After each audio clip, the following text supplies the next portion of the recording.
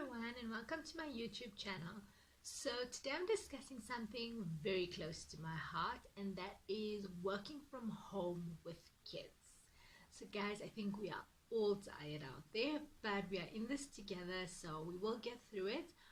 For those of you who don't know me, I have been working from home, or mostly from home, for about 3, almost 4 years. And in that time, I've had two kids. So I have a 2-year-old and I have a 1-year-old. And when I started working from home, there were very few people that were doing it. So I had to just wing it, and I had to, get my own sort of tricks around how to get by. And today I'm going to share some of that with you, and I hope that it helps you through this journey. But just know that you are not alone, and it is not easy, but we will get through. So one of the first things that I've picked up that really helps is a plan. Now, I know you guys are just going to laugh at that because kids do not understand a plan. But when I say plan, it's more to-do list for the day. So you know by the end of the day what you're supposed to accomplish. So when you do get time to sit down and start working, you're not scrambling for what you should be doing. You have your to-do list, and hopefully you have a dedicated space. So when I just started, I used to work at the dining room table, which became almost impossible to focus. So just a dedicated space, if you have a door which could close, even better. So you just have your private space. Try to maintain that space, so keep it neat and clean, even if the rest of the house is chaotic. It just makes the working environment better. And then part of your plan becomes your family schedule. So because I have two little kids and they both on different schedules, and my older kid, well, doesn't even have a schedule. She just does as she pleases, making it a little bit more tricky.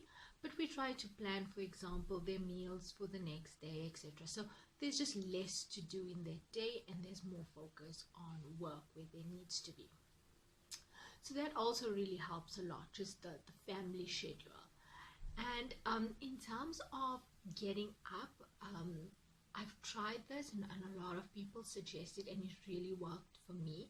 I'm not sure how it's going to work in winter, which is a little bit more difficult, but I try to get up a little bit earlier than the kids, so maybe an hour or two. This gives you a lot of time where you can either take some time to meditate for a few minutes, you can shower, you can get ready for the day, you can even check your emails or do some work, and it really puts a positive, peaceful spin on the day. So you get a lot done before, and you can really then have some quality time with them when they are awake. Bringing me to my next point. So when I started, and when I was a new mom, I wanted to be the super mom. So I tried to do everything. I thought I was just the best at multitasking, and what I found was when I did work, it took double the time, it was double the frustration. If my babies would cry, I would start getting irritable. So what I decided was everything 100%. So when I'm with my kids, it's 100%. We play, we have fun, and when it's time to work, then that's just it. I work. So I make the most of nap time. If they do nap, there's some days they just refuse to nap, in which case I would work in the evening. But when there is nap time, for the older kids, when it's homework time, then you can sit and do your work, so you know that your child is focused on something else. We also have Zoom meetings and Skype meetings, etc. So I try to get them done, get them changed, get them fed before those meetings, and then give them some sort of activity that will keep them busy for a while. I think we also need to communicate with our employers so they understand your situation.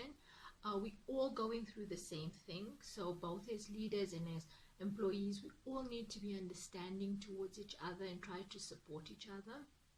So if you hear any of my videos, you will hear my kids in the background, and I don't edit it out because that's just the reality of it. They're kids, and that's what they do.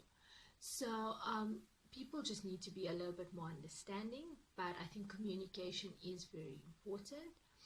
I also think that we need to have downtime. So this was particularly difficult for me and for a lot of women especially, because You feel almost lazy if you have that 5 minutes or that half an hour where you're just watching a movie and you're not googling anything, you're not sending an email, you're not taking care of a baby.